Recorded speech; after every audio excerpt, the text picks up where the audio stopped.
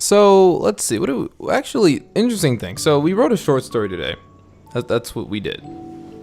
Came home and we were like, bump it. Let's write this short story. Let's just stop, procrastinating on so many different things. And I'm glad we got it out. So what's the short story about? What's our premise? What was it about, man?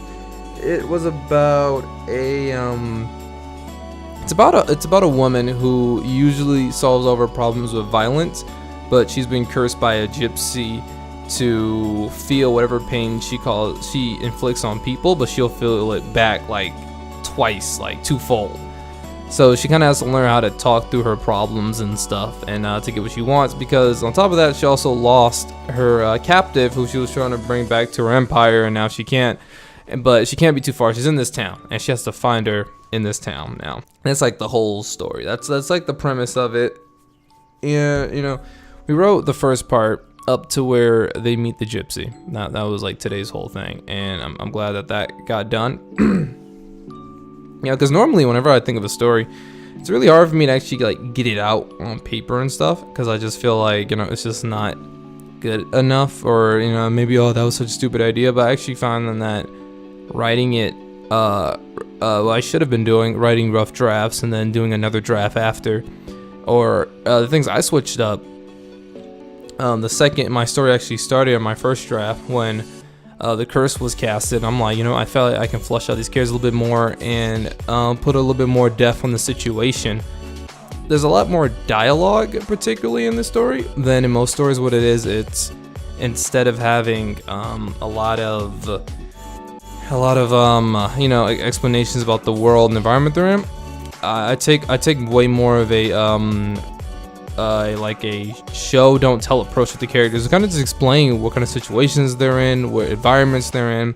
They kind of bring it up through casual conversation, so that's why there's a lot more dialogue than a lot of text explaining what's really going on. It kind of reads a little bit more like a script that way. And I don't really know how I really feel about it. I kind of feel like I can use this in a visual novel. Like, I feel like this script, it's that kind of script and that kind of writing.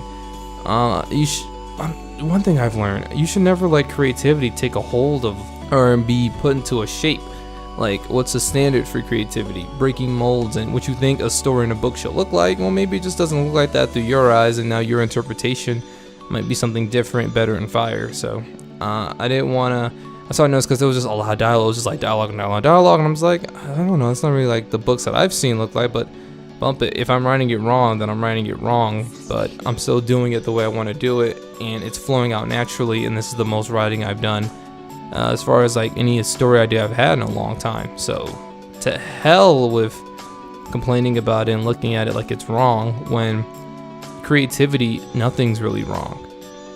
People way before, when they were doing music, they didn't have music theory to base all of their tracks and stuff off of. They just had what they felt and what worked and what flowed and what people fucked with. So I don't think there's any reason to ever be like, oh no, that's stupid, when none of it's ever really stupid. None of it's wrong. That's the cool thing about creativity. You can't be wrong. It's creativity. It's, taking something from nothing. You're an alchemist. There's no wrong way to do it. People always say there's a right way to do it, there's a proper way to do it, but real creativity, I think, comes from accidents and doing things the wrong way and experimenting and just seeing what happens and what flows naturally from you, because you might be the person who changes the whole game. So I guess that's just my like little vlog podcast diary thing, because I didn't feel like doing a whole video for it. But these voiceovers are always nice though.